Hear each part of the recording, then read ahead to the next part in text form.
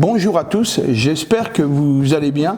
Et aujourd'hui, nous allons parler du dernier épisode de la série concernant les informations sur une annonce faite par un professionnel.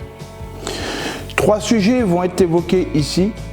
Le DPE, l'information sur les risques naturels et technologiques majeurs et les renseignements sur l'agence ou le professionnel. Avant cela, le générique. Et n'hésitez pas à vous abonner pour être informé et à liker. Ça fera plaisir et m'encourage à continuer de vous informer.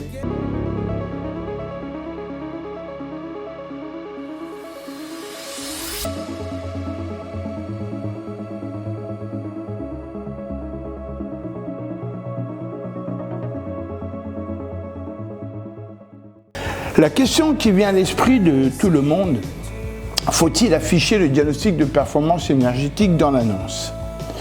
Eh bien oui, sauf pour une ruine ou une maison sans mode de chauffage, c'est quand même assez rare. Si vous voyez une annonce sans DPE alors qu'il existe du chauffage, fuyez ce professionnel car ce n'est pas sérieux. L'annonce doit préciser le classement énergétique du bien qui a été déterminé par le diagnostic de performance énergétique que l'on appelle le DPE. Celui-ci permet d'estimer la consommation énergétique du logement, son taux de gaz à effet de serre et la date du diagnostic. Cette obligation concerne tout le bâtiment clos et couvert équipé d'une installation de chauffage ou d'eau chaude. Elle ne concerne pas les bâtiments à construire si l'annonce est faite avant la fin des travaux. Ces documents indispensables, à l'heure actuelle, indiquent le montant de dépenses théoriques annuelles d'énergie pour un usage standard. En cas d'absence du DPE sur l'annonce, fuyez.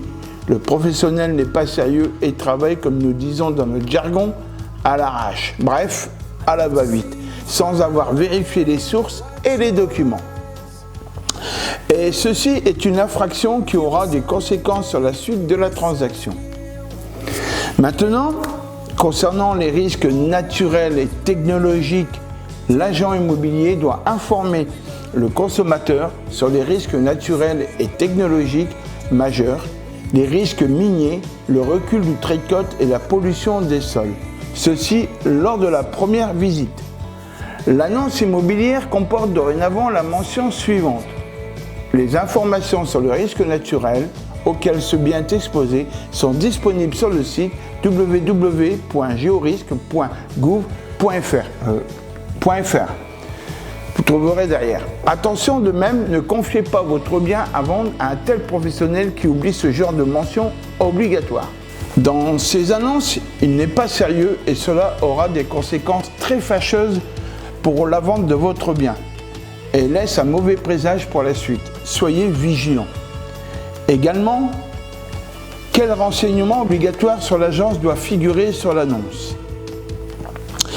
L'annonce doit également comporter des renseignements sur l'agence immobilière ainsi que sur le représentant de l'agence comme un conseiller non salarié, comme c'est le cas à 80%.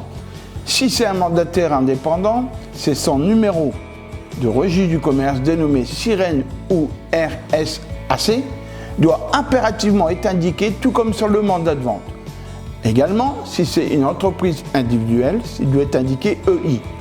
Également, le lieu de guichet unique des formalités des entreprises que l'on appelle le tribunal de commerce.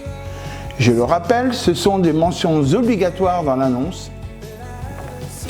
Conclusion, soyez vigilants et faites attention à qui vous avez confié le projet de toute votre vie et votre confiance. C'est très important. À très bientôt et au plaisir de vous présenter un prochain épisode. Bye!